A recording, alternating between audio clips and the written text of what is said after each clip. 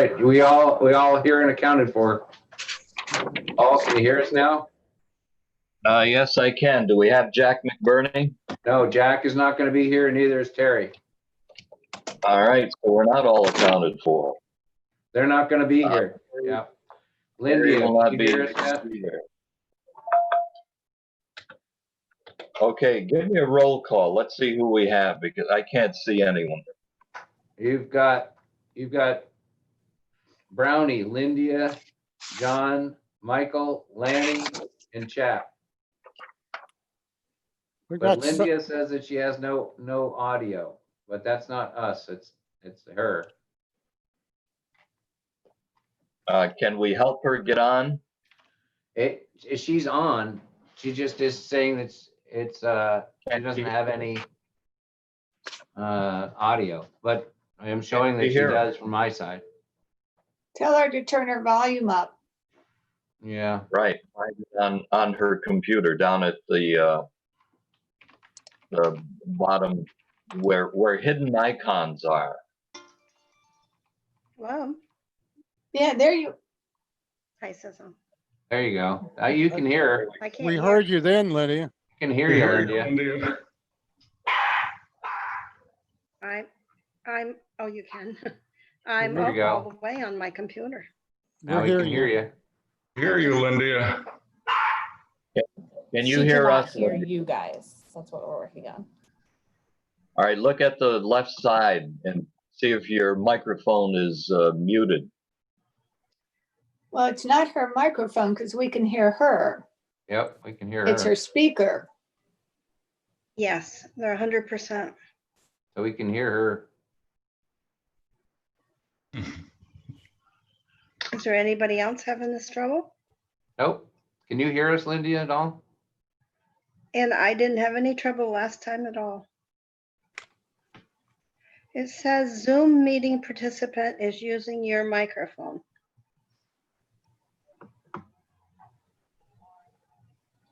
Right.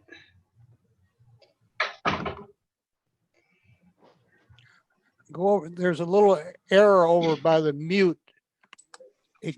Click on it and it gives you some options about the microphone and all of that and the speakers. I have that up. It says it's on. Oh, okay. You can switch to the phone audio where you could hear, there's a switch to the phone audio option. You might be able to hear on your phone then. Yeah, I did. I went to the windows. Well, You can hear us. I got microphone. we can hear us and we can hear her. What's the issue? Okay. Okay. She can't hear us. She's Yeah, I know. talking to Okay, so Suzanne go on to- the go to phone. what? Oh, I think she is hearing us now. I got Lindia, a little can mute you hear? speaker button. Now she's muted.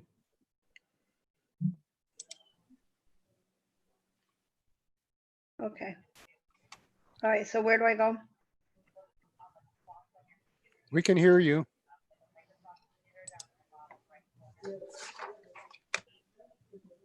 Okay.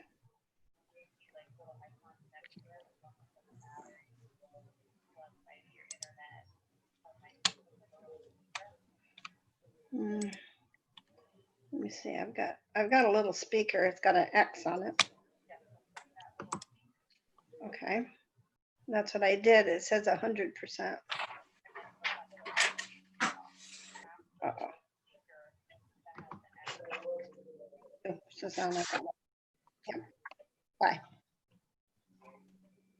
Can you hear us now? I can. You had your Okay. speakers off, didn't you?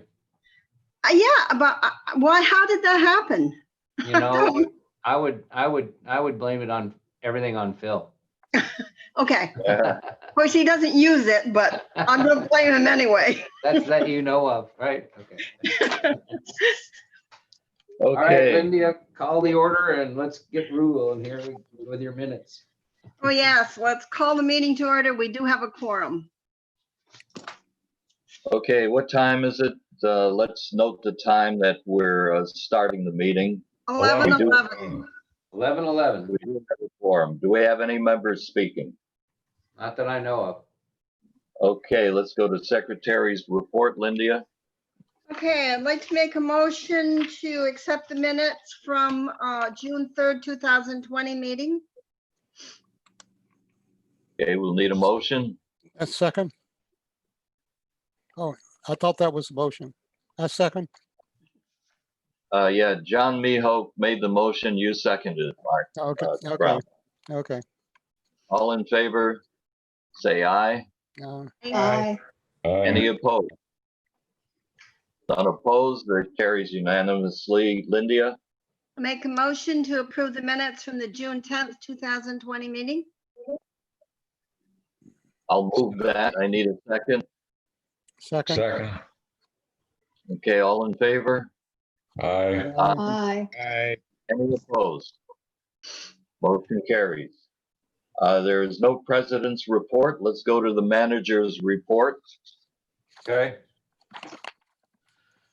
On the reopening procedures, I need everybody just to continue to review the reopening plan on the website for current status of the amenities and usage.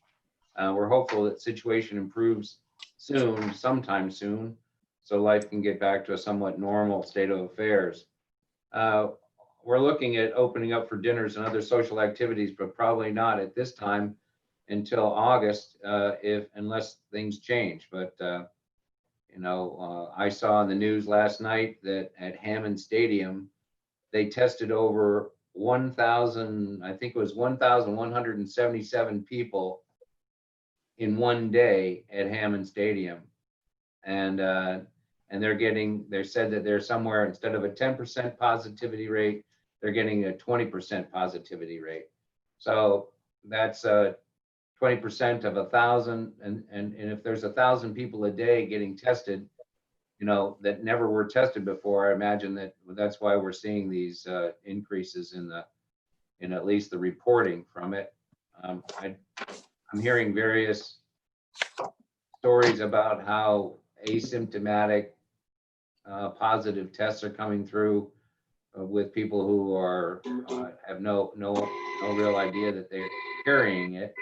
But they seem to be testing. So we're just hopeful that enough of this gets through and we can make sure that things calm down.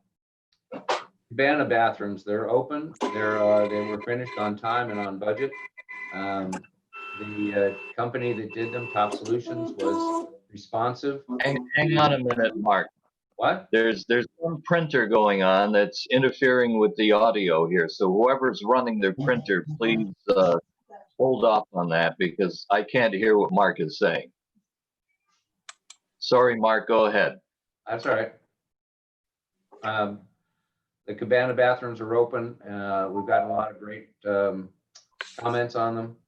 The company that did the job, Top Solutions, was responsive. They have come back a couple of 2 or 3 times to fix small problems. So we had some paint delamination that they came back immediately. As soon as I called them, they were here to fix that. One of the ACs was dripping because the drain line was clogged up. They came out immediately to take care of that. They've done a great job for us, and I'd highly recommend using them for smaller jobs like this in the future. I did get a call from Don Lloyd from BCBE, who asked whether or not we were interested in hiring them to do the bathrooms. I told them that they'd already finished. So, but I told them that you will definitely keep them around for any large projects that we may have in the future as a person of interest to bid on those jobs. And Mark, I've gotten a couple of unsolicited comments on it, compliments on it, on the bathrooms. Excellent. Good. What did you hear? Just, I thought they were really nice. Okay. Good. The access control, TEM's been on site back and forth with trying to make sure that the different readers within the pool area and down at the fitness area are all working. They finally finished up all of that. We've got the QR codes, the readers working. We've got all of the access control stations working properly. So that seems to be going well. The site plan, the SDPI was approved, and we're clear to go on that. I think that's old news for you folks at the board level, but what that means is that we've got that, plus we've got the survey done for the monuments, and the engineering company, Waldrop, has gone out and just to make sure that the surveyors did their job. They are collecting their data, and then they're going to probably bring us some ideas on the monuments and front entrance at some point in time. And at that time, we can decide whether or not we want to move forward with it or not, and spend any money on it or not. So at least we'll have some ideas. The radar speed limit signs are up in the community. Those of you that are here have seen them. I've gotten one complaint from a homeowner in Manatee who felt that the sign was peering into her backyard and then taking pictures of her solar sign. And I tried to assure her that that wasn't the case, but she felt that aliens were invading her. Okay, so Alan is working on that. He'll probably move the sign to a little different location between homes, just there on that drag going to Wildcat to take care of that family. They are a. Did she they're say what? eager to get around, so. Did she say what her speed was? Well, Lanny. I just wanted to share that I've noticed a surprising number of cars slow down as they go by when I'm out walking. I'm shocked at how many people are responding to it. I'm asking Alan tomorrow to go ahead and, what? I'd like to hear from others who are down there. What's your impression? Chap, Mike, Lindia? Well, they work, they're unobtrusive, and hopefully they'll do what they're intended to do, which is to get people to slow down. I haven't seen them yet, so I'm not Oh, selling. they're nice. I mean, Yeah, my husband thinks that if you're going under 15, it should light up and say, good boy. We tried to find a thank you on there. We're looking, trying to get that working. I'm going to ask Alan to download the information tomorrow to see if I can get the data points from the week's worth of traffic. Great. One comment. I have a comment. I'm like Lenny. I've seen people slowing up. The problem is to get past it and they get on the last stretch, they take off again. Considering there's no houses along that, I still think that one going out the back gate would be better off beyond the preserve in that section in there where there are no homes, but there are homes and more people are involved, and they do still speed. As soon as they get through it, they speed up for those last two sections. Okay.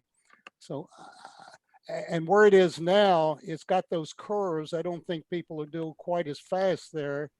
And again, there are no houses right there. So my only recommendation would maybe to move that one on the outside, not the one over in Wildcat, but the one toward the back gate, to move it out further, maybe where that stretch is, where the preserve is. You know, I definitely think they are totally mobile. We made them portable so we can strap them up to our tractors and carry them around and place them wherever we want. So I think that putting them in various areas will be good for us. yeah, I think Brownie's right. Where that speeding sign is now, it's where the road bends, and I think people naturally slow down there. And it seemed to me that a better place would be somewhere in between the two stop signs before you get to the back gate. Is that what you're talking about, Brownie?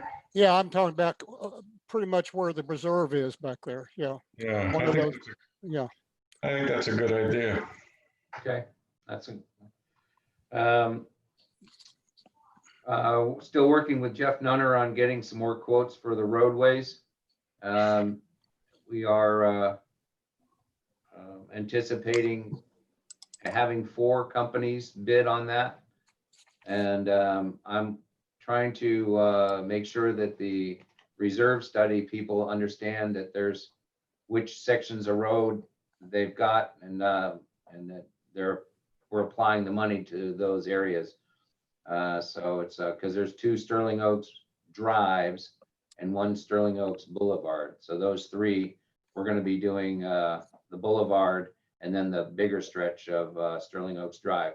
I'll be getting those numbers back probably within the next couple of weeks. I would say that we probably want to take a look at them. And then at the next board meeting, whether or not it's in July or August, it doesn't matter. I think we're going to probably look at doing this at sometime in October. 1st of October would be great. We're still working with the PPP loan and paying our payroll out of that. They extended it to 24 months. So I think we'll be fine. We'll use up probably every penny that they gave us, and then we'll begin the forgiveness packages as soon as we can. Brightview, I think you'll hear something from Lindy a little bit later. Have you heard anything? What? What have you heard about a second round? Have you heard anything? Second round of PPP loans? Yeah, No. nothing else. Okay, sorry, go ahead. Brightview has been on property with us, going through the landscaping replacement things where, and Lindy will report on that. I think she's got a landscaping committee report, but at first blush, they seem to be very responsive, and they met with us, and the whole group met with us. However, we're just, I don't think we were really impressed with their ideas, so to speak, for the replacements. We're trying to really make it look a little more vibrant and natural and colorful. So we're trying to get them to understand what we're really wanting. And I think that's about the end of my report. If there's any questions, though, let me know. Yeah, I got one thing for you, Mark. Do we have a maintenance contract for all of our air conditioning systems, including the ones in the new ones in the bathrooms? Yes, Because we have a quarterly right now. We have a quarterly with Romeo. We're moving that to Total Comfort because Total Comfort was the one that installed the Aeon system, the new monster that's in the attic that we had to have, along with 2 or 3 other of the AC units when they did the renovation. So we felt that they're the best people suited to help us out with that. They gave us a better price on the quarterly contract than our good ones, and so they're all. But that'll cover the bathrooms too? Yeah. Okay, good. That's all I wanted. Yes, Lynn? On the Thames code reader, can we get our scan, can we get a picture of our card, our membership card? Can we get that on our phone now so that when you go up there, you can just scan your phone? You can get a QR code issued to you, but they're only valid for a week. Okay, so Yeah, that would, I think that was our intent originally, was to get that so that we could use it on our phone.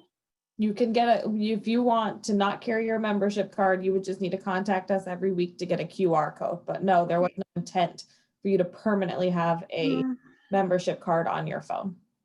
Well, okay. How do we circumvent that 1 week thing? How can we circumvent? That's because they're, the membership cards are proximity card readers. They have a radio frequency ID chip in the card that the card readers actually read when you tap it. The QR code is like getting the same as when you go ahead and get your boarding pass for when you fly or used to fly, and it's good for that time period. But we'll have to we can send those to you on an email on a weekly basis. if you need them that way, but you can't replace the RFID chip in your phone. to Is work that a problem to send them to people? Is that, No, you just ask Laura and she'll send you the code. and Oh. she'll just automatically do it every week? No, you have to ask for it. Hmm. And That seems Well, like a all shame because everybody carries their phone, you know? That's We why we have haven't the had any lanyards issues. And that's I why, don't- because we want you to be able to scan that as well for when the food and beverage operation runs up. If you're gonna be doing anything with transactions, the membership card, it ties in with our, It ties in with Jonas. ties in with the ensure Jonas. that We're charging the right Snyder, the right Smith, so that's why we want your card. Yeah. Okay. We don't want to make it so easy that all you have to do is just take a picture and it defeats the whole purpose of the system. So it's a little bit like people taking a scan of their barcode, giving it to a friend or a guest or someone in another community, and they just come through and with their phone and Well, scan it at the back gate, and they're in. yeah, you can't transfer it like that, Paul. It doesn't transfer like that. In other words, it has to come from the office. You know what I'm saying? Yeah, and you know what I'm saying? I do, but I'm just saying it has to come from the office. Okay. Well, Yeah. I'm not very tech savvy, but this one I understand. The TEM system is a proximity system. That means that there is a chip inside your membership card that allows you to proximity activate the gate. That can't be transferred to your phone because there's no way when you transfer it to your phone, the proximity card would be on your phone or the proximity chip. Well, So- actually, that's how credit cards work. You can put your credit card on your phone. Your credit card company can. Yeah, But but it's not a proximity. When you use your, Brownie, you probably understand it better than I do. Yeah, no, I've got a suggestion, Lydia. Get one of those little slips. You can put a credit card and put your membership card right on your phone. And you'll have it with your phone. yeah, it's a good idea. But you know what I got in the back of my phone? I got a thing that it goes right to a magnetic to put it on my car. But Oh. thank you. Well, okay. I might have to take that off. Thank you. I got one more question. We have these lanyards you can get and just leave them on your rearview mirror or by your You door. know what? I'm so mad Grab 'em because and I go. punched a hole in mine and that deactivated it. Because I was going to put it on my own lanyard. We have Anyway. great Sterling Oaks lanyards. Yeah, I know. Okay, I'm Okay. done. You have another question, Lydia? No, that's good. Okay, let's go to any other questions of Mark before we move along. Oh, I have one last thing Go ahead. while you're all here. And I guess all the people that are watching are gonna see this too. I'm going to be leaving this afternoon and then I'm gonna be taking the weekend off. And I will return on Tuesday to take a few days away from this place and get some relaxation in for the summer. So a few, that's I think 2 days should help me out a lot. Anyways, I just want to let you know that I'll have my phone, of course, on me, and I have emails availability. I'm just not going to be here in the office to receive those calls. Okay, you're going to Delaware. No, I'm not going to Delaware. Oh, that's too bad. Okay, I don't let's think I'm move going along. anywhere. Okay, let's go to chat and the treasurer's report. Well, bottom line is we're in good shape. In spite of the fact that we've had zero or almost zero food and beverage revenue since March.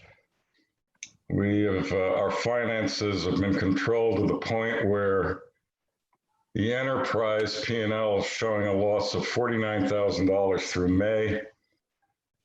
This is, however, $7,000 better than the budget. And you all know how this has been done. It's been redone by keeping payroll to a minimum. And we've had very little spending on anything that's discretionary. The only thing I can really think of is the speeding signs. So everybody's doing a good job. Second thing I want to tell you is Lonnie, tennis is doing really well. Through May, tennis has shown a profit of $20,000, which is $11,000 better than budget. I think some of this has to do with how the budgeting is timed. But, you know, the bottom line is tennis is doing great. And some new members. Excuse me? And I think we have some new members also. Yeah, that's why I say I think some of it has to do with timing. But tennis is the farthest thing from being in trouble. They're doing really good. Food and beverage showing a loss of $64,000 through May. That's $38,000 worse than budget. Keep in mind that I talked about revenue. The revenue line of the food and beverage P&L is $80,000 behind budget. That's really due to the virtual shutdown of any food and beverage sales since March. At the end, we'll go back and see if there's questions. Condo, water, sewer, and trash expense is $16,000 over budget through May.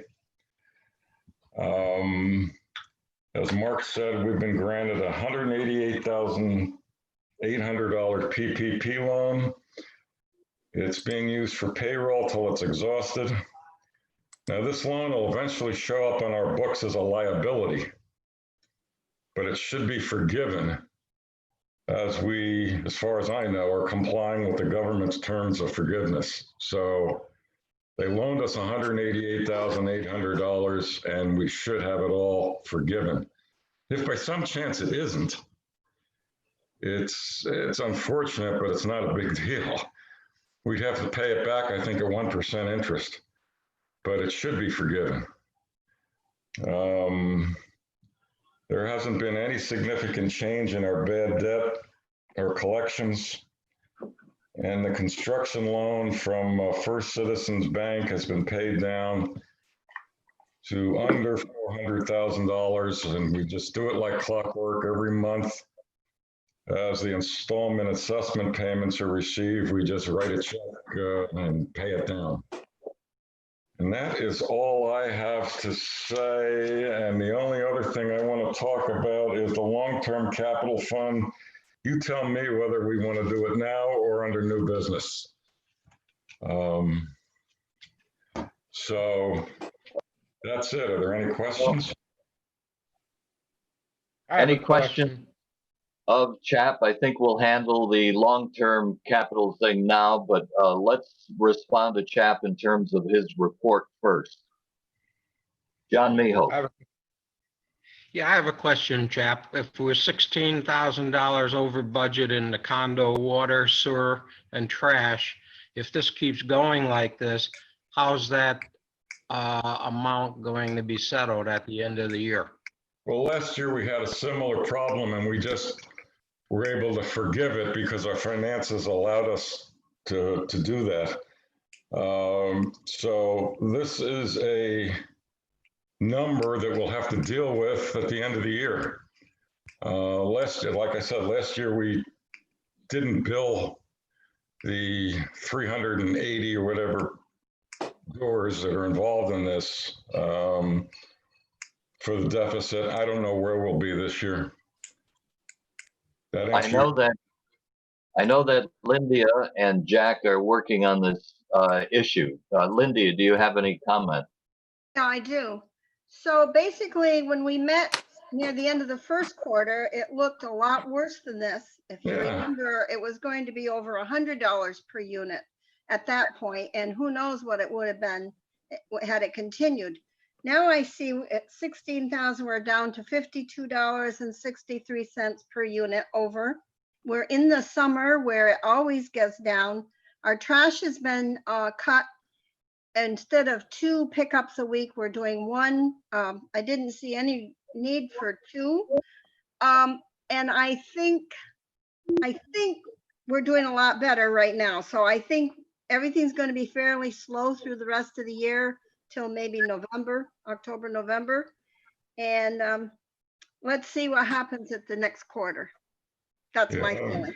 I don't think we have any percolating crisis here. No, I don't either. Mark?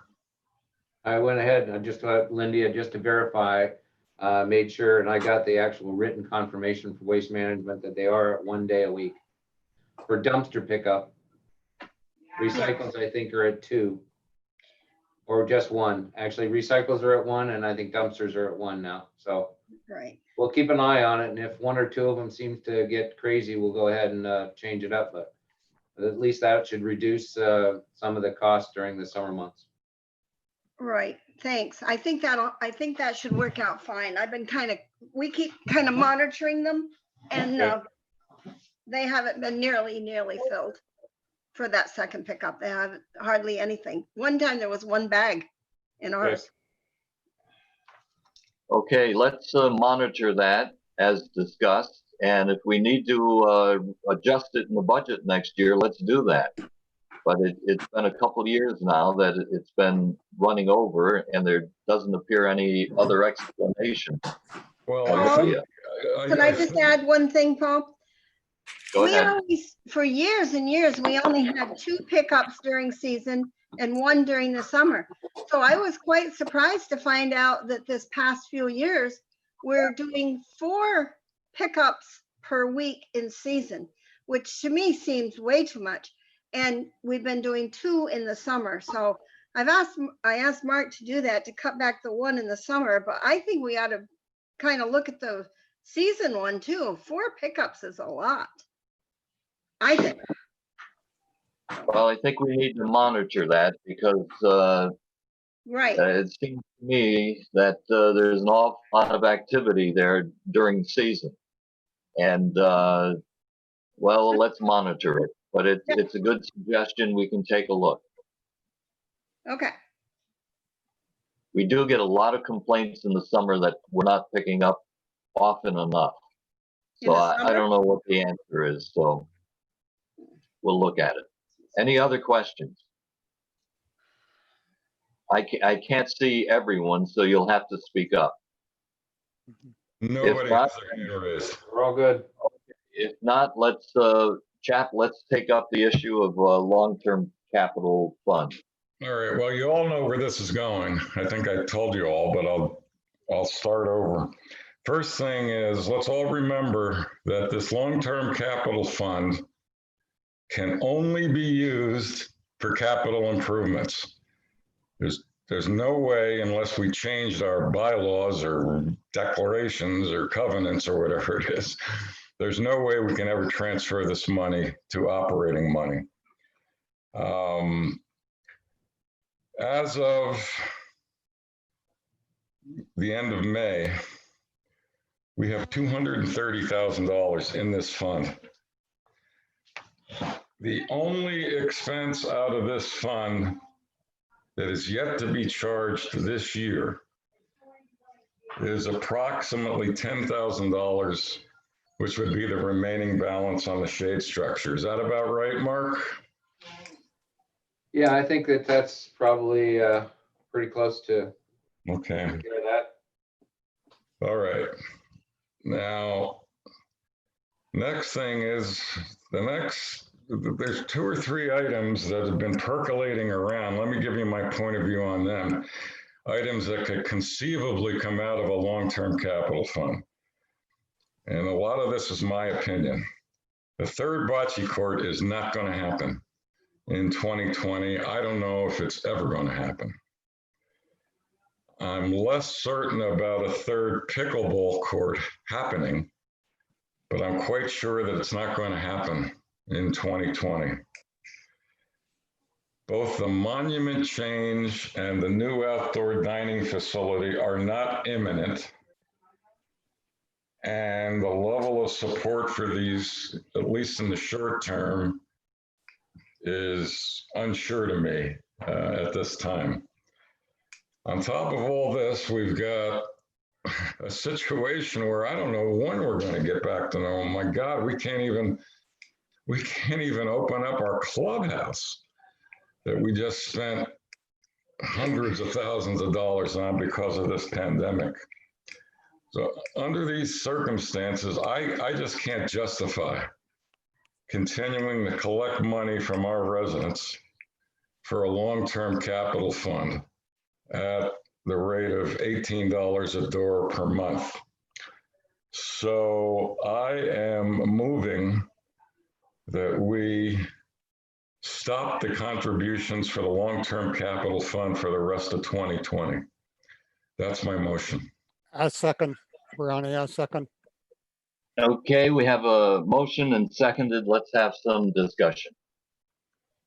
And you'll have to speak up because I can't see everyone. I think that's very short-sighted. I think, we're not talking about just a year. The long-term capital fund should run 2 or 3, 5 years down the road. So Right. to cut it at this point, it doesn't make any sense. And $250,000 is not a lot of money in there. This is Lanny. I absolutely agree with Michael. If anything, I think long-term capital fund is more like 5 to 10 years. There is strong support based on the survey for an outdoor bar and grill. I think by saving the money, starting to save money now, our assessment will be less at the time that it needs to be done. And that was the whole purpose of establishing this essentially savings account, so that when we are ready to do a significant project, we have some of the money saved up. And I think that the previous 3 months of withholding this was completely appropriate, but that's no longer the case. And I think that we need to start contributing to it again. Mark, how much would preliminary cost for architects and costs for the tiki bar, what would that range be roughly? just to get an idea. I'll give you mine, Mark. 90,000. I agree with 90,000. Kevin. Okay. And that's before we do anything. That's just to speculate. I think that's probably going to get you to the numbers that you'll need to have for to bring it to the people for a vote. Yeah. And Okay. if anything, it might be more, since we want to do a good, better, and best scenario the next time. Paul, I've got my hand up. You can't see. Go ahead, Browning. Okay. Of course, I'll make my speech. You know how I feel about it. I feel that the long-term capital gain, as you know, thing was a runaround the fact that we require any large assessment to be voted for by the membership. And by establishing it and collecting the money ahead of time, when we get ready to do something, instead of having maybe a $2 million assessment, we might have a $1 million assessment. And it's a way of kind of taking that vote away. More people are going to support it. So I don't think it's in our purvey that we should be charging people to be saving for something that hasn't been passed yet. And I still think it's a runaround. And I was very much against even putting it in there. And I do remind you, the vote was only about 10 or 12 votes difference about whether or not that was going to go in there. The other comment I have, though, I was a little bit confused by Chap. My understanding is this is long-term capital. We have about 120,000 in the capital in the operating budget, and That's things right. things like the shade should be coming out of that operating, not this long-term anyway. In other words, that as I recall, that shade, and even we were looking at the pickleball and bocce, we were going to do that out of that I think it's whatever it is, 100, 120, is it something like that, Chap? That's capital, but it's not long-term capital, and that's what we've usually. So I was surprised you said that we're going to take any money out of this for the shade. Well, I think it's debatable whether the shade, excuse me, Paul, you want me to, you can't see. Yeah, go me. ahead. Paul, you Yeah, can't go see ahead. me, right? Paul? I can't see, so go ahead. All right. It's debatable what pot it comes out of. And frankly, we can deal with that when it happens. I mean, $10,000 is, I don't really care what pot it comes out of. It's just the But principle. It's the principle of, the bocce and pickleball is clearly long-term capital. Not necessarily. Well, clearly to me it is, Can you explain why? because it is a significant capital expenditure for something that we currently don't have. We're not replacing, we're not fixing, we're constructing. But the initial pickleball courts and the initial bocce courts came out of capital funds, not a long-term capital fund. Well, then what's it for, Lanny? Is it just for an outdoor dining facility? Is that what Or if that's what it's for? Why don't we call it an outdoor dining facility fund? well, I think that's it's what, for that or for expansion to the clubhouse or anything else that comes up that we're not anticipating now. Okay, let's not, yeah, I don't want to get in an argument with you, so pardon me. Paul, since you can't see, I'll try to direct this. Linda has her hand up. Yeah, I'd like to get back to the reason for changing the contribution. I'd like to know if we have a lot of delinquencies. No, we do not. So, Yeah, that was, so the rest of the argument is basically philosophical, and it's already been established that we have the fund. So I think the question is, do we need to cut it or do we not? That would be my point of view. Well, we don't need to cut it. We don't need to cut it. However, I think given the state of our collective health, and I'm talking about not money health, I'm talking about health. I'm talking about in the mess we're in now, I just think it's the wrong thing to do to continue to charge $18 a month for a long-term capital fund. When this is behind us, we can put it back.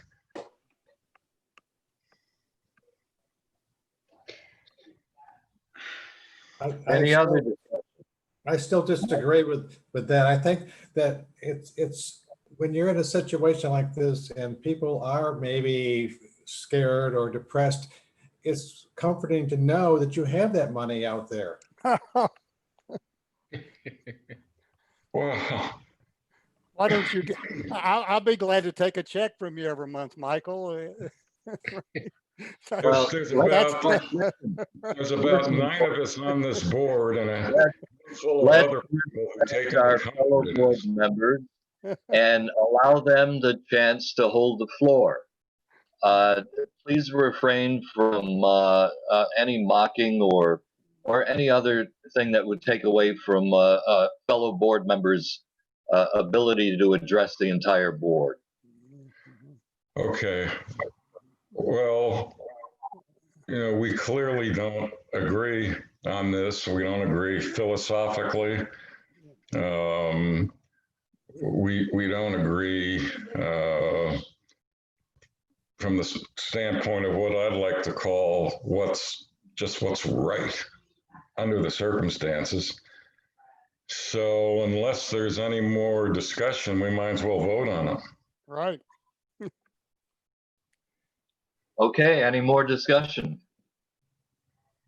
All right. I need a roll call on this. So all in favor of the motion, please signify by saying aye. Raising your Aye. hand, please. Can you And read state the your motion? name. Could you read the motion again? The But we stopped motion it. was to stop the contributions for the long-term capital fund for the remainder of 2020. Right, that's the motion.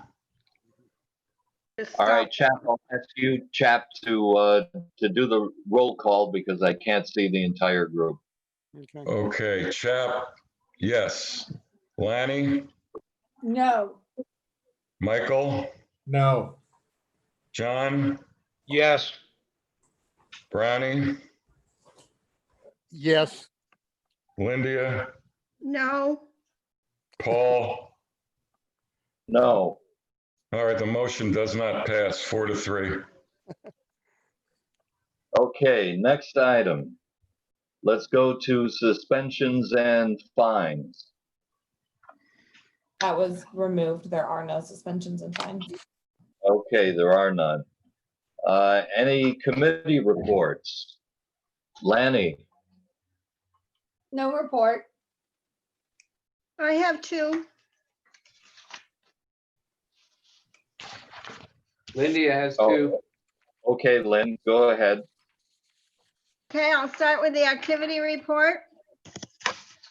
I'd first like to thank Nicole, our food and beverage and activities director, as well as Eric, our chef, and the staff who provided and are still providing food for curb service pickup and delivery to your home. Many residents chose to not leave the community and are still choosing. And they are also choosing not to order out from outside restaurants. We at Sterling Oaks could order lunches most days, still can, and dinners at least twice a week. Maybe one day a week now, I'm not sure. It was very comforting to many to know who prepared their food. Of course, we also thank Mark, as many days he was right there to help. In addition, Nicole provided names and numbers to order packages of vegetables and fruits or meat packages that were delivered directly to one's home. It was a very smooth operation. The food was hot and on time and packaged beautifully. We thank all of those mentioned for this service. Thank the board too for having that approved so that those people were in place to do that for us. The activity committee met via Zoom on Wednesday, June 10th. Lynn Frankel presented the activities scheduled and or being discussed for the balance of the summer and fall, circumstances permitting. The Memorial Day barbecue was well attended, originally scheduled for the pool. Weather concerns necessitated it being moved into the clubhouse. The attendees had enjoyed the holiday celebration with good food and music. The book club met Tuesday, June 23rd. The next book club will meet Tuesday, July 21st at 1 o'clock. The book is The Last Trial. Place for the meeting will be determined at a later date. The author of The Last Trial is Scott Turow. And the meeting is Tuesday, July 21st. Looking ahead, we will celebrate a July 4th poolside barbecue with entertainment by Joe Turner from 12:30 to 3:30. Thanksgiving in August will be held August 21st. More details as to the location. I'd also like to thank Karen Miller for giving Mark a lead on obtaining hand sanitizers, which enabled us to open the fitness and pool. So thank you, Karen, to you and your nephew. Many new ideas are being discussed, and some events scheduled are a lawn concert with Bob Zatola in October, welcome back party in November, tree lighting in December, and Mark the Mentalist in January. Some of the speaker series will be continued, a possible musical review, murder mystery, girls' night out events, and possible uses for the multi-purpose room, and the possibility of a member's guest having a shorter window for making a reservation for club events. These are all being discussed. The cabana is open Thursday through Sunday, 11 to 4 for food and beverage, weather permitting. Our next activities meeting will be a Zoom meeting, July 21st, time to be announced. This concludes my report. Next is Any landscaping. questions? Olivia? Oh, I have a question. You mentioned discussion of a member's guest having a reduced period of time to make a reservation. yes, Yes. Okay, is that going to run contrary with some of what we discovered in the survey and in our strategic plan in terms of, I thought we were going in the other direction of reducing the facility for a member's guest to come in so that I lost you. residents can have access to activities and events. It I seems think- contrary to last week. I think it's, No, it isn't contrary. It's not. We're saying is that a member, any member can make their reservation at the regular time. And in order to register a guest, you would have to wait for a week or so. We haven't decided the amount of time. We have to give the chef time to order food, so you can't make it 2-3 days before, but have a different time. So if the residents have first opportunity, the members, and then the guests, if there's any room left, guests can make reservations. okay. Isn't that what we wanted? Yeah, Yes. Yes. I think Paul misunderstood. yeah. Okay, so Paul, It's the same. it is the same. I don't think Paul can hear me. It looked Paul's like fro- Paul is Paul's frozen. frozen. Something's happened. His Paul, picture are is you frozen. there? Yeah, his picture is frozen. Yeah. So he's somehow lost connection. Oh, See how he's not moving, so it's locked up somewhere. oh, he disappeared. Maybe he'll log back in. Yeah. Should I go ahead and do the landscape minutes and then come back when Yep, Paul's yep. back? Yeah, Okay. go ahead.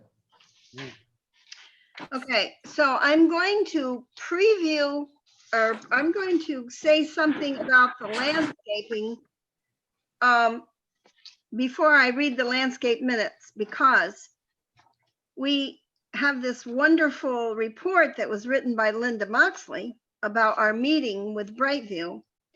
And then when we got the bids for all these areas, we were not happy at all. There were missing items. There were items that we didn't ask for or plan for. There was no follow through on the descriptions of what we were looking for. It was almost like they weren't there when we were discussing all these areas. So because of that, we're going to meet with Juan, who is our point person. We're going to meet with him directly July 21st, or July 12th, I'm sorry. We met with 5 or 6 of them. We thought with that great big crew, we would have a fabulous plan come through, and we were really very disappointed. So I'm going to read these minutes just knowing that we were all aglow when this was written. Let me, you were Paul and then you Paul guessed. Hold on. So we had a field trip. We took out the golf carts and we all drove cars, and we had 5 or 6 of us plus Mark. On May 21st, 2020, the committee evaluated HOA landscaping during their field trip. As a result of the meeting, a working list was drawn up that included 45 items that needed attention. The items on the list were considered phase 1, and additional items would be added when the committee started phase 2, assuming we have any money. Budget perimeters were also discussed. By June 1st, 2020, the committee rated the items 1st, 2nd, and 3rd and decided 32 problems were number 1. So now we get to the Brightview meeting. On June 4th, 2020, the committee met with representatives of Brightview to review items on the list. Representatives from Brightview included the branch manager, account manager, tree care manager, irrigation manager, and enhancement manager. The group met to review the Phase 1 priority list from the Landscape Committee and outline expectations from Brightview. These included checking irrigation, digging out excessive mulch prior to any new plantings. The committee also stated they wanted a wow factor included in the major areas wherever possible. Wow meaning color, design. The group visited the major areas to discuss new layouts and enhancements. We continued with only Juan Gonzalez, our account manager, to review the minor areas. Several points were discussed during the day. These included irrigation has been incorrectly mixed for some areas and is being straightened out. A question posed on whether or not it was necessary to put monies in long-term plans for tree replacement was not necessary according to the arborist. This is due to a general long life of trees and the relatively small number that would typically be replaced due to lightning strikes, etc. So we were quite surprised to hear this from the arborist, that you don't make those kinds of plans. The trees will make the decision for us. The committee was disappointed with the color choice of the current annuals. Brightview said they would provide a tray of selections for the next planting. Brightview reported most communities change annuals 3 times a year, and Sterling Oaks is only doing it twice, which the committee found unacceptable. Linda Snyder asked Mark West to include another time in the 2021 budget for board consideration. Brightview told us they will provide us estimates for the work reviewed. For larger areas, they will try to have renderings or hand-drawn maps, so the placement of new plants and trees are noted. Well, we didn't get those. Our account manager also requested we meet with him once a month to review things. The committee decided to schedule a meeting in July, as that would be after estimates were received and hopefully some things planted. Well, nothing will be planted until we meet with him July 12th and get this all sorted out. So we're not happy campers.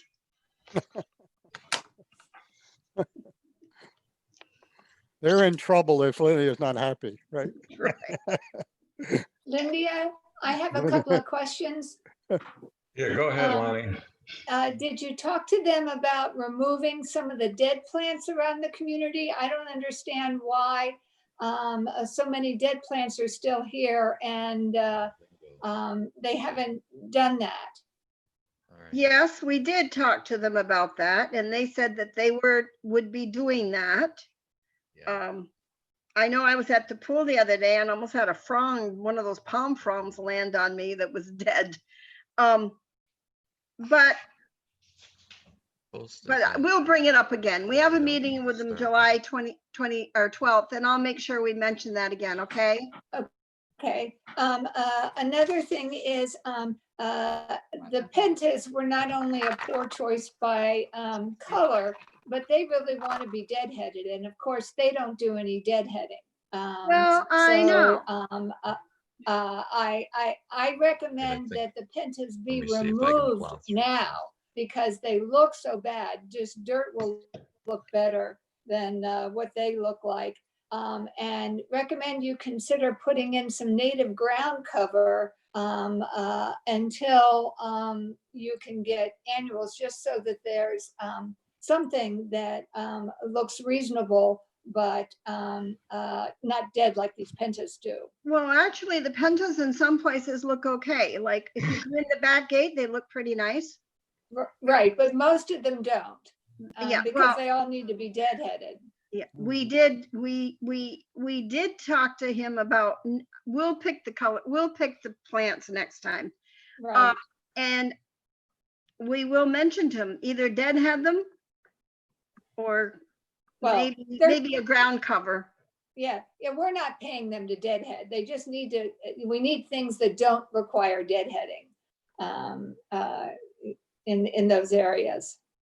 Where do you see it the worst, Lanny? Because we got a couple areas that look okay, that I see. I'll send you that separately. Send me a list, because really, Right. I could name quite a few that look okay. Okay, So, thank you. sure. Paul got back and he left.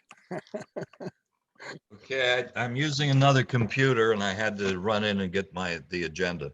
Yeah, this is fine now. You got you're back Yeah. on the beach. See, the Well- message is that you got to stay on the beach. I'll bring Yeah, you up to right. date. I'll I've bring got you- to, I'll I have bring to you use up this date. computer. That's what I have to do. I'll bring you up to date, Paul. Lindy you misunderstood Lindy. The proposal is to make it less likely that a resident will be shut out because we have too many guests. Okay, I feel better. That's. That's you what we're misunderstood. working on. Okay? Okay, Yep. Members. Yeah, all members would be able to make reservations, but Right. but guests will have a shorter time frame. okay. And what you missed on landscaping was that Lindy's committee's on top of it. They're just not happy with what Brightview has brought back thus far. Correct, Lindy? That is correct. And they'll meet with them again in a month or a few weeks. Okay, very good. I picked up a little of that in Mark's report. Mhm. Okay, so we're under old business now. Yep. Okay, reopening plan. Who has this item?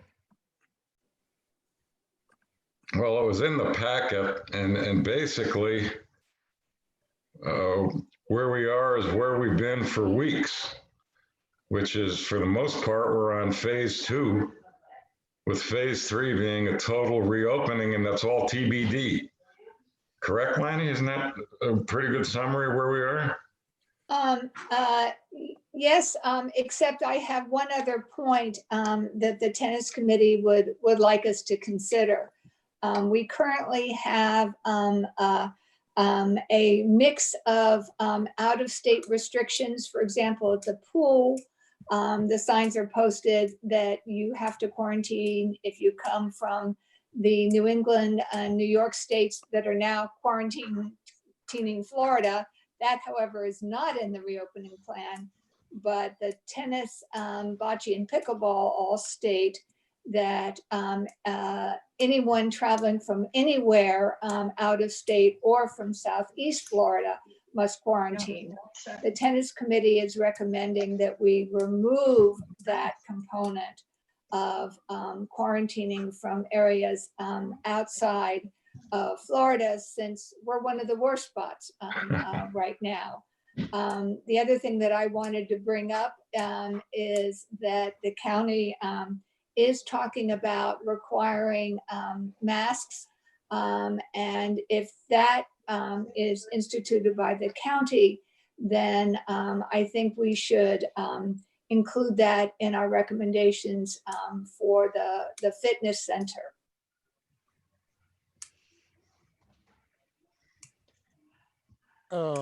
Browning. My comments, I would agree we should get rid of the quarantine because it's really not enforceable and interpretable.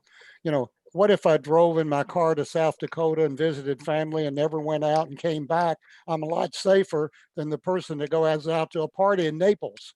So, you know, the fact that you go away is really not the criteria. It's almost a personal responsibility. The only thing would be is if you flew. I guess, you know, a plane, I think, is one place that clearly is. But just being out of state, I have trouble with the concept of quarantining. Like you say, Florida is worse than some other places now. Okay, so I think we should get rid of that. Leave it up to personal responsibility. Okay. Chat. Yeah, I agree with Brownie. I think our quarantine signs that we have around are kind of based on old news, and I don't think they serve any purpose anymore. India. Yes, not only are they unenforceable, nobody's enforcing them. So we should follow whatever the county, what does the county or the state say now? What are they Who doing? knows? Does anybody know what the state is saying?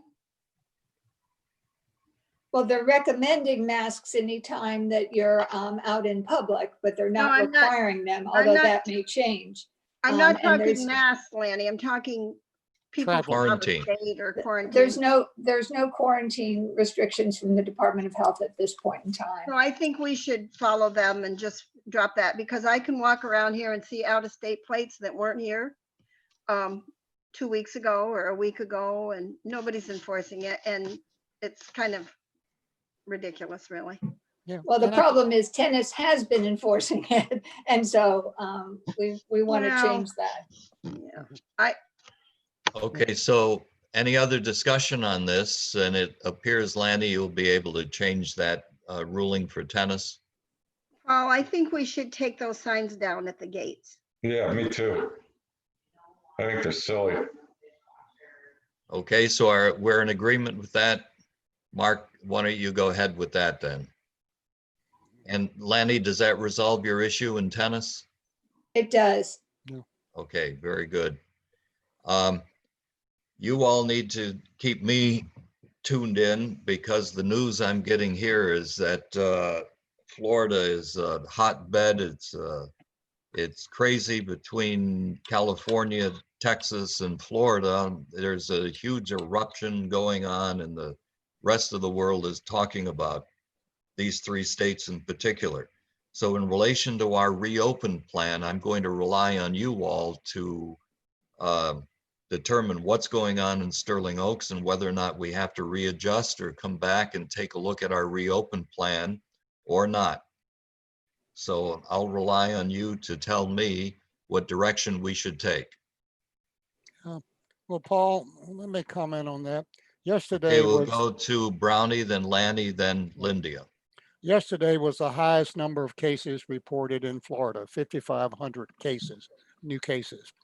Partly because there was a big effort with a lot of extra testing. And as someone mentioned earlier, there was a 20% rate somewhere here locally. The problem is, in listening, and it's hard to really know the complete thing, is there's evidently a high number of these are people that don't have any symptoms. A lot of them are younger people. So it's not quite clear whether or not this eruption is a real eruption. And I still question, I've never seen any data at all on the reliability. There's several tests out there, different types of tests. If you listen to the TV, there's been a lot of confusion. I'm not even sure that we're not getting a lot of positive, false positives. We're getting so many people who are getting positive who don't have any symptoms. So it's kind of a fuzzy thing right now, but in general, things are kind of normal. People are going out, and so I don't really know what the story is. I don't know. Lanny might have a better feel. Okay, but I'm skeptical of these numbers.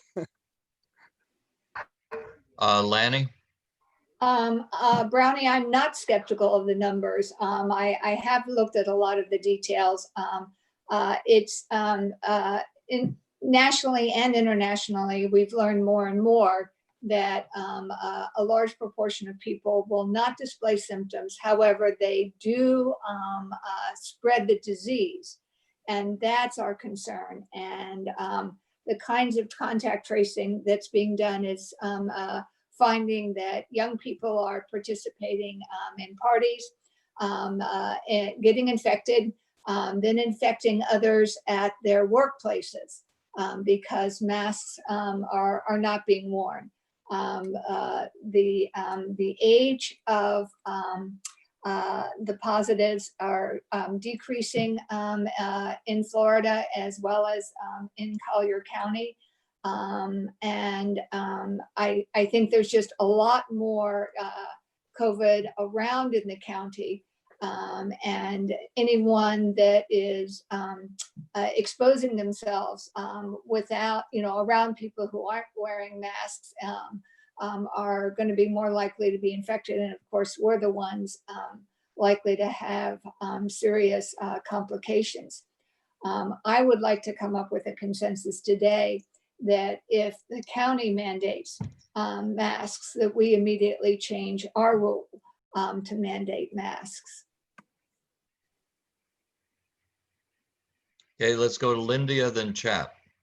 And Lanny, I would suggest after this discussion to make that a motion so we can act on it rather than think about it. Okay, So let's go to Lindia, then Chap. Well, I would say, except when you're in the pool. No, I wouldn't say you would have to wear a mask in the pool. That's one thing I would not be in agreement with. And do you know locally where you can buy any good masks? Lanny? They're at Walmart, but they're quite expensive. They've jacked the prices way up even at Walmart. But Really good ones?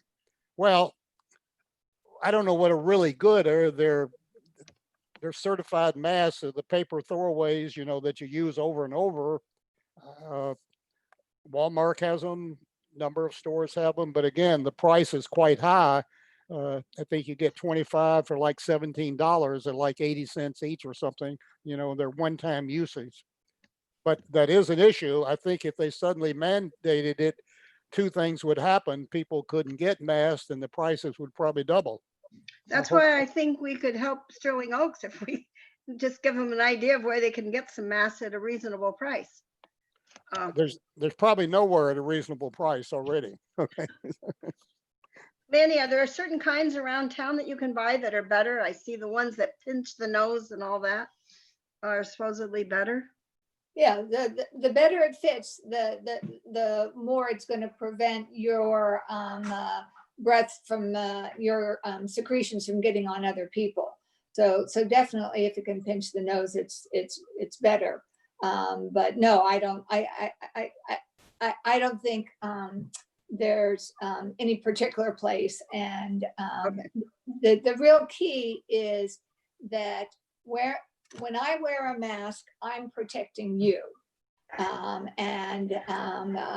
Most any mask, including the cloth masks, are going to be blocking most of my respiratory secretions if I wear it. And then you can do the same and protect me by wearing it. I don't disagree that you don't have to wear a mask in the pool, but certainly the fitness center, when I'm there, nobody else has been wearing masks. And so I only work out if I can be there by myself, because I'm very concerned about spread there. How about tennis? We're going to have tennis players wear a mask? Or tennis, exactly. I think outdoors is not the problem that indoors is. And I Let's have go to one more Chap. question. Can I finish one more question, Paul? Sure, I sure. just want to know if we have any new cases in Sterling Oaks. Mark, do you know any? Okay, let's go to Chap, then back to Lanny. Well, what I was going to say is I think we need some kind of agreement here that we're going to follow county edict on how we're supposed to behave.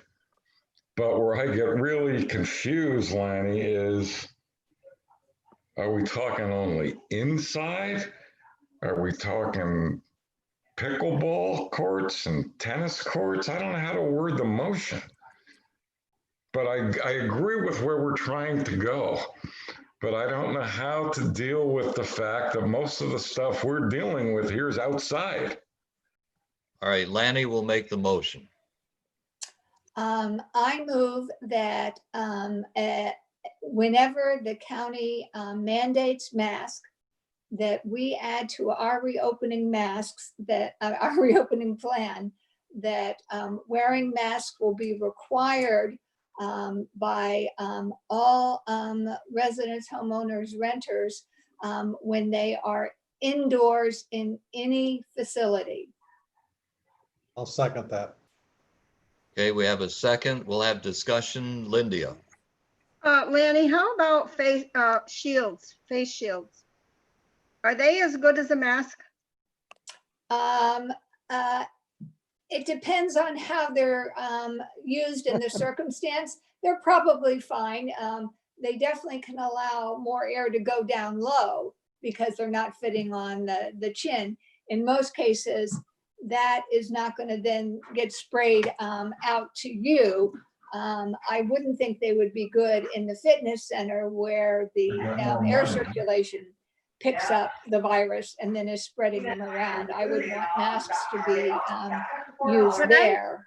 I'm asking if, could you add masks or face shields? Would that work in your, or no? I see a lot of people with them. That's why I'm asking. Yeah, I think for indoors, a mask is what we want. And if the county, again, I would go with Okay. what the county says. Yeah, If the county exactly. So says- let the county give the verbiage. Okay. Right. Let's go to Brownie. One issue, the way you stated it, it would mean that we have to wear them in our own homes. So I think we need to exclude the residence, the home. The way you No, said it. I'm sorry. I meant Sterling Oaks facility, Well, but anywhere in the clubhouse, I Public. guess is it's really a the bottom Sterling line. Oaks public facility then or something, okay, Right. or The whatever. Sterling Oaks clubhouse, Yeah, if you'd modify it to that, Suzanne. Yeah. I didn't have it written down. I knew you didn't mean homes. It's just the way you said. No. Any other items for discussion on this motion? If not, we'll all in favor of the motion signify by raising your hand. Any opposed? It seems that it's unanimous. Okay, Cezanne, would you read the motion back just so that we know what we've done here?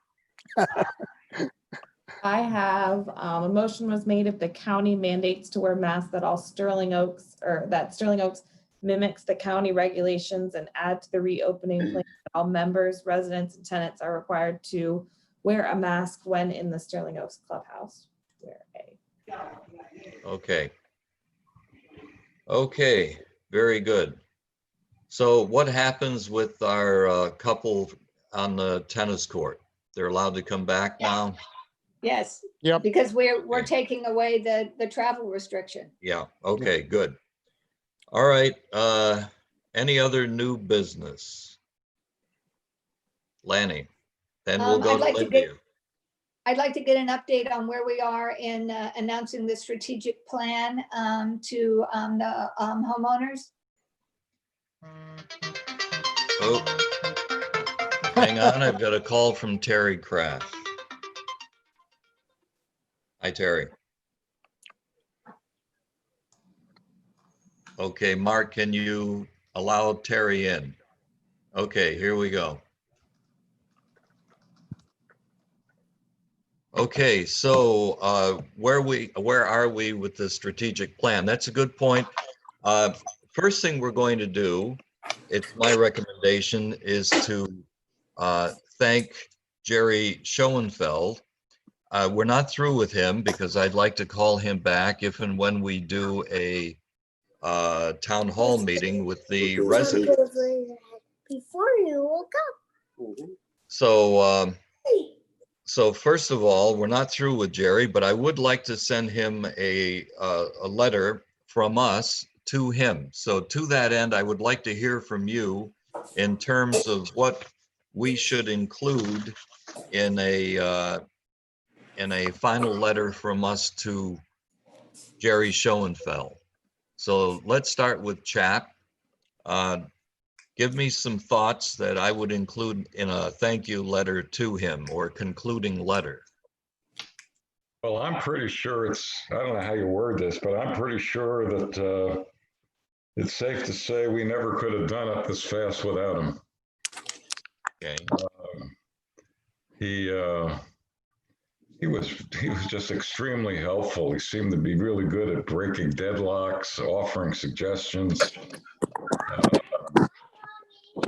I thought he was very professional and obviously had done this before. Yeah. Lanny, how about you?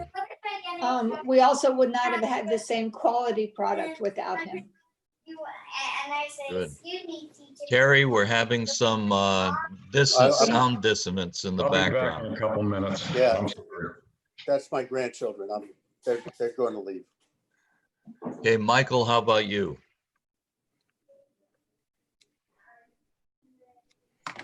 You're muted, Michael. You're muted. Unmute.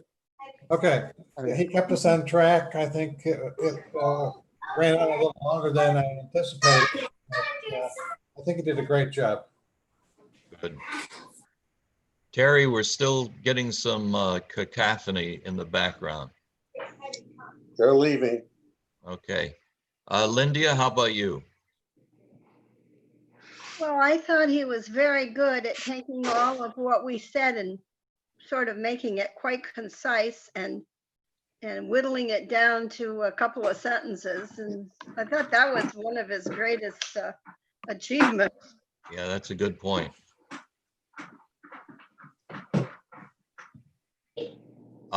Terry? Yeah, I think that throughout the whole process, he brought nothing to the table except organization. So in other words, he did not have an agenda for us. He didn't bring together thoughts that he prepared. He simply took our thoughts and organized them in a way that I'm sure we find acceptable. And that's unusual. Usually somebody that's a professional brings some kind of bent to the situation, and he did none of that. Yeah, that's a good point. He didn't lead us. John, how about you? Yeah, I thought that he kept us on track. If we started swaying or getting involved in discussions that weren't appropriate, that he cut us off and got us back on the right track. Good. Brownie, how about your comments?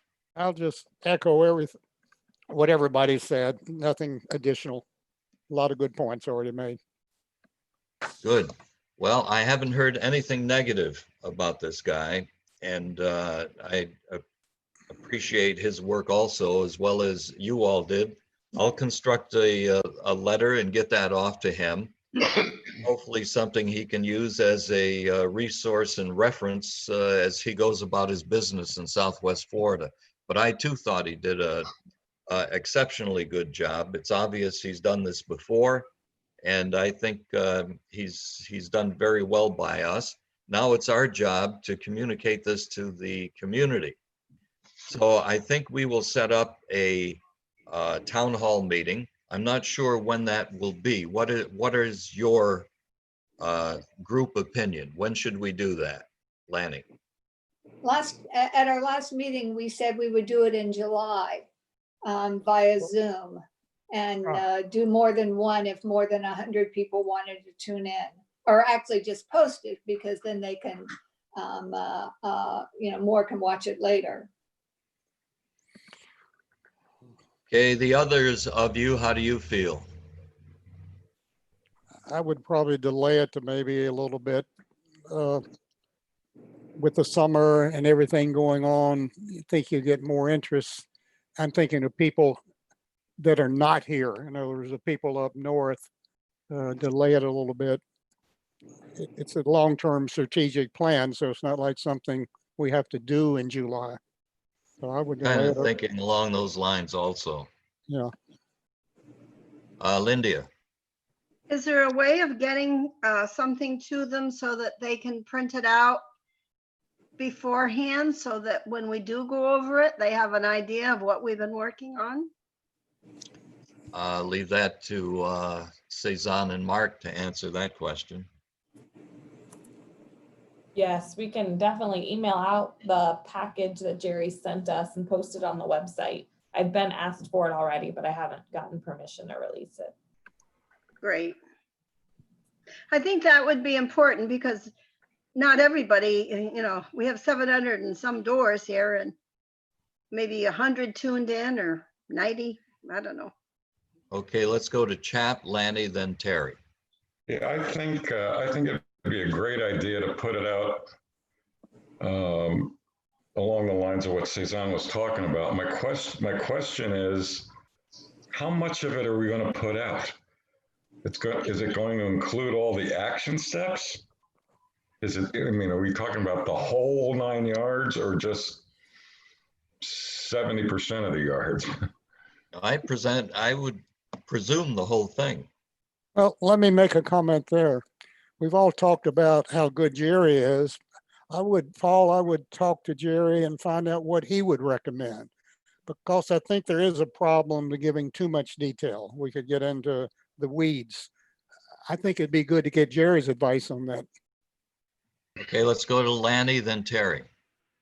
The reason why I think it's important to do something sooner is that we're going to be starting, or have already started, the budget process for 2021. And even though it's a long-term strategic plan, many of our decisions really are going to start to be implemented with our 2021 budget cycle. And I think that it is important that we get that information out to homeowners to let them know where we're headed and have the opportunity for them to give us feedback. That's not to say we can't do it again later. Yeah, my only concern is that prior to a town hall meeting where we can interpret what we've done over the last year, some people may misinterpret. That's my only concern at this Right. point. And that's why I think this town hall thing is so critical, so that we have the opportunity to publicly explain what we've done and interpret what we've done. But I will talk to Jerry and see in his experience what he recommends also. Paul, I have Terry, then we'll go to Brownie. well, I'm just kind of, I just want to make a comment. I'm with you on that. I think having the town hall where we can explain things might be better than putting out a piece of paper they're going to read and draw wrong conclusions on and everything. Again, get Jerry's advice. Yeah, that's where I am. My feeling is that we've gone through a 2-3 month process, and people are waiting for the conclusion to come out. And I think for the feeling of transparency, that we should put the entire document out online, have people take a look at it, so that when they go to the town hall, they will have something that is in their craw already. And then as we explain it, it'll be easier to do because they'll have some pre-knowledge. Yeah, and that's presuming they're not going to make calls to you and me and everyone else on the board in the interim. Well, they may do that. Why They may did you that do this, anyway. and why is that in there, and how come, and where is that going? That's my concern. I think that can't be avoided. I think that transparency is what this board stands for. And this is one of the areas that I feel strongly about, that we should produce the document in its entirety and at the town hall, hopefully in close proximity to the release, have the opportunity for a give and take among the community. Whereas if you were to introduce it the night of the town hall, that would I think be a little more negative. Hey, Paul, I Lanny. apologize, but I've got to leave, okay? I've got. Okay, thanks, Brownie. Good Okay, job bye-bye. today. Bye-bye. Lanny? I think following up on what Terry was indicating, I think that we could release the documents 2 or 3 days ahead of a town hall, informing people that that we are interested in them having the document, that we are interested in giving them additional information at the town hall, and encouraging them to refrain from developing concerns until we have the opportunity to present the material. I want to remind us all that I think our original plan had been to have a town hall in April.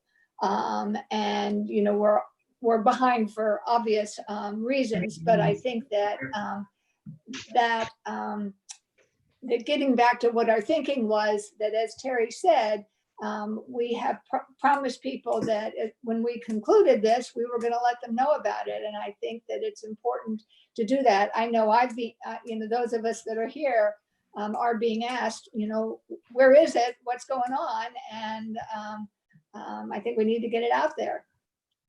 Yeah, I don't think any of us have a problem with that. That's not the issue. It's just the confusion and clumsiness in the interim. That's our concern. Lindia, Oh, on this Zoom meeting that we would have, they don't have an opportunity to ask questions or to talk, correct? They could. Okay, You- so they should have it, they should have the packet and ask them to prepare questions that can either be asked at the meeting or can be submitted prior to the meeting to a group, or somebody should be able to take a look at these questions, because if we just explain it without answering their questions, Paul's right, they're going to have preconceived notions and everything. There's got to be a way for them to get some input in, like, what do you mean by this? And have it answered. So I don't know. Or have an opinion. Yeah. let's Well, go to I think chat it- then, Mark. My sense is where we're going here is we want to schedule a town hall within the next month or two and send out the entire document a week before the town hall. That's probably right. Yeah, I'm fine with that. Mark?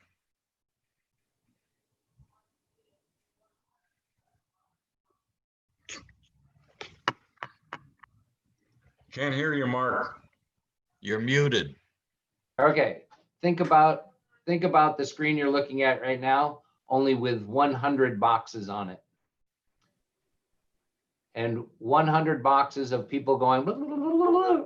You have to have somebody who is going to host the meeting, monitor the meeting, and really make it so that the individuals can't have dogs barking in the background, phones ringing in the thing going on, because it'll be insanity. Even if there's 60 of you on this screen, everybody's little, it's going to be about this big a person. So I think that there has to be some structure to the meeting. I think it has to be limited to the first so many people. I think it has to have a host that unfortunately I'm going to have to be the person that opens the meeting. The second is that you're going to have somebody that to sort of MC the meeting. Because if 45 people raise their hand at the same time, somebody's got to sit there and go.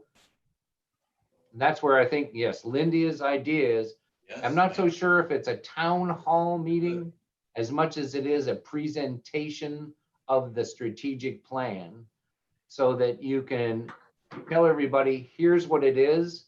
These are the steps that we took to go through it. These are the items that we're looking at doing. And that but I don't know if you want to entertain 40 to 50 people trying to talk at the same time and ask questions. You have to remember that if somebody like Lucy Gross and Dennis Schlichter are going to be on this meeting, they will take over, and it'll create some anarchy to this structure. So I think. Why can't we run it, Mark, why can't we run it like a regular meeting and provide them with instructions to email questions to us and do it that way, so that we can deal with a fixed amount of questions for the meeting. I know would be easier. It may not solve all of the problems, because some people like to have dialogue, but I know what you're saying. Dialogue is a problem. But if they had questions to raise and they had the documents to look at, we could answer all of the questions, because there would be a limited amount. I mean, I don't care how many there were or there would be, but we would simply go through the list and answer the questions based on what we think it is within the domain. I think that would be simpler. What I would suggest then is I would suggest that all participants, once they come on, pretty much are muted. And that Correct. the Yes. board members who were participatory, along with maybe Jerry Schoenfeld, are able to answer the questions that we've received. So it's more of a, here's the strategic plan. We've given it to all of you. We have received a myriad of questions about it that we hope to answer. Jerry and the board will go ahead and start going through this list. Jerry can give an overview and sort of a encapsulation summary of what the strategic plan process was about and why it exists. And then maybe move through that. And I think that that would at least get the, Well, the we would limit the time of doing it. If we run into a true town hall, we could be there for 3 or 4 hours going back and forth Or with more. dialogue. or more. I mean, Oh, and that's right. that, in my experience, does no good at all. Okay. Lanny?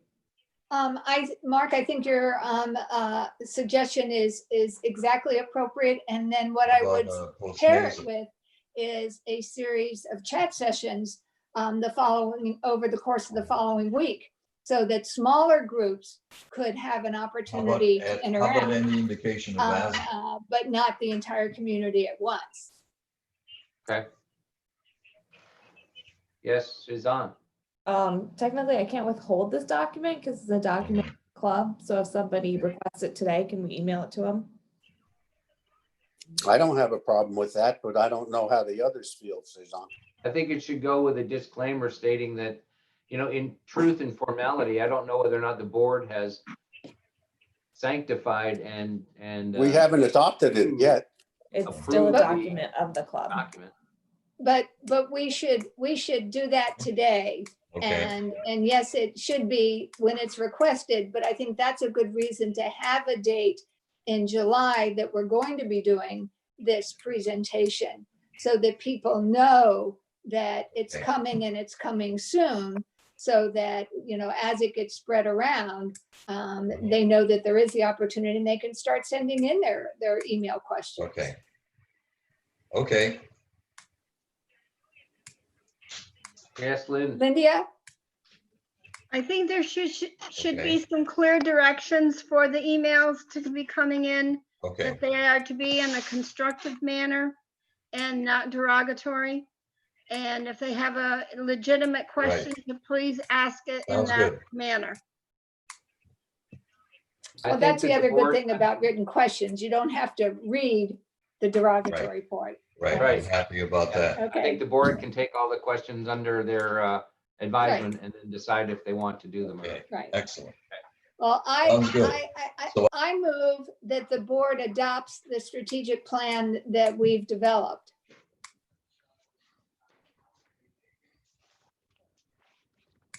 Was that necessary, Lanny? I Yes. think it is. I think it is, yes. Okay. You guys haven't But yeah, formally who's gonna second it? adopted that process. Did We have you to s- wait for Paul to get back. Who seconded the motion? I Nobody don't think did. anybody did yet. I have. What's the Paul, motion? I move that the board adopts the strategic plan that we have developed. All makes sense to me. We have the motion and a second.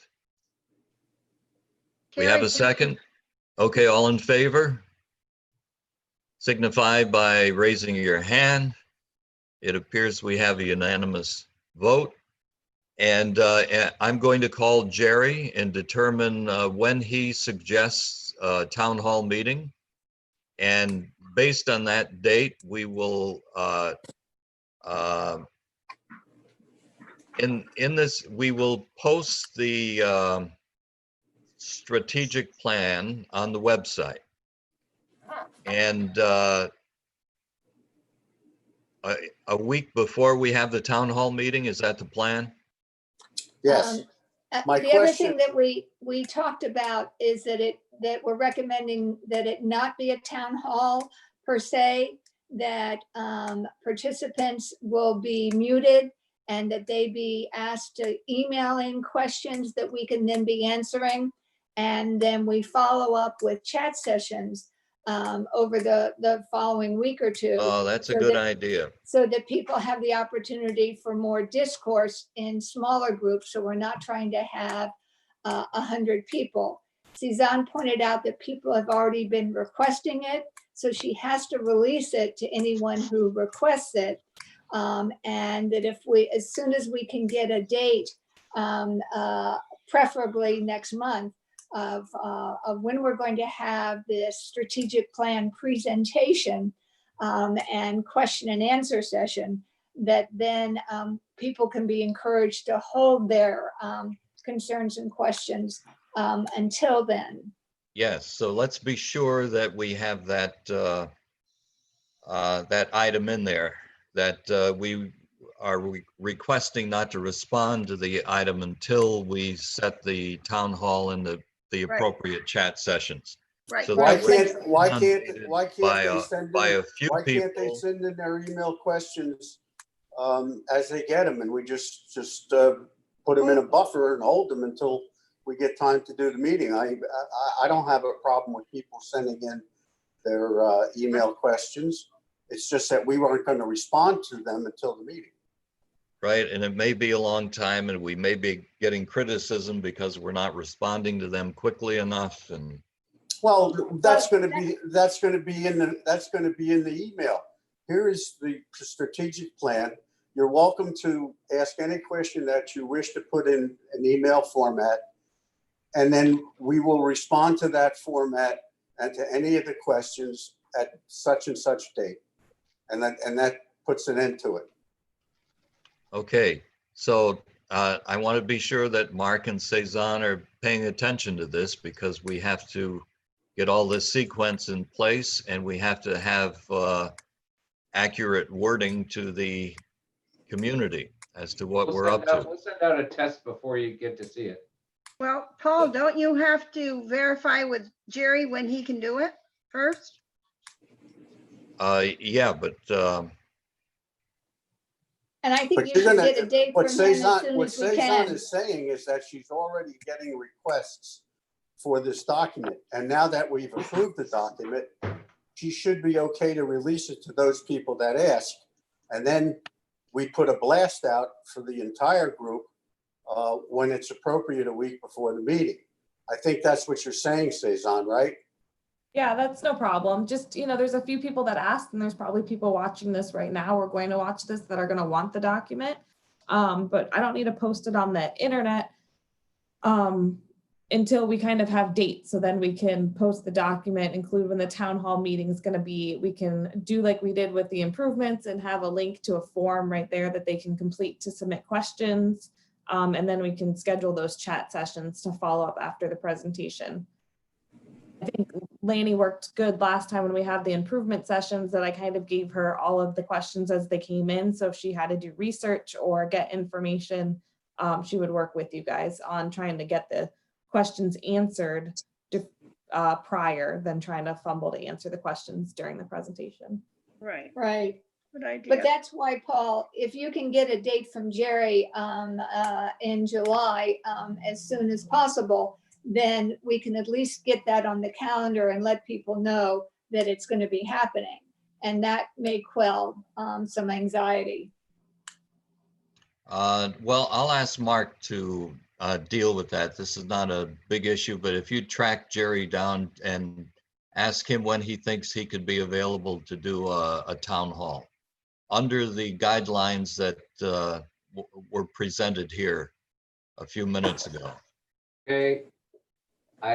1 o'clock in the afternoon, okay? Yes. Okay. Yeah, because basically it won't matter because people will be able to view it Right. even if they're not attending afterwards. So, that shouldn't be a problem. All right, so find out from him if he prefers an earlier time or if 1 o'clock works. It doesn't really matter to me. Got it. Just avoid a Tuesday and preferably a Thursday unless it's in the morning. Okay. Chap, I'm wondering if we should try, if we should try a late afternoon, early evening deal on this town hall. So nobody gets left out that may want to join. Well, Yeah, for again, those it'll be people- recorded, so everyone will have access at their convenience.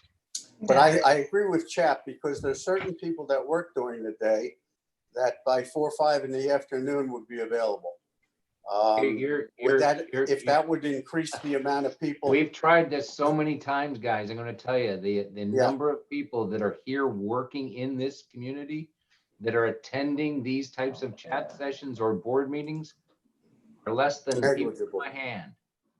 Okay, The people I that are stand more corrected. interested in what's going on with what you folks are doing on a day-to-day basis, if we say 1 o'clock, you're gonna have the greatest number of people tuning in, because that's the broadest sense of generality for the community. We've tried it over and over again, even in season. We tried those 6 o'clock meetings.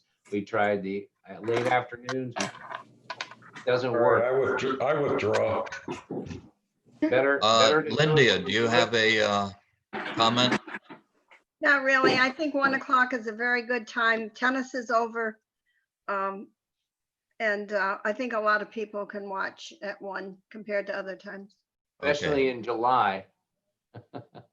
Okay. So hot. Okay, I apologize for checking out earlier, and Mark and Cezanne should have all the wording and the process. I had a medical call coming in that I could not take. So there we go. Now, any other discussion? I have one question to ask from the landscaping committee. Before we get into that strategic plan and all that, the landscaping committee has requested that we would like an idea from Mark or Cezanne of the type of landscaping problems that have been coming in. Apparently it's all online. So could we get a printout of where some of the complaints are coming from and the problems?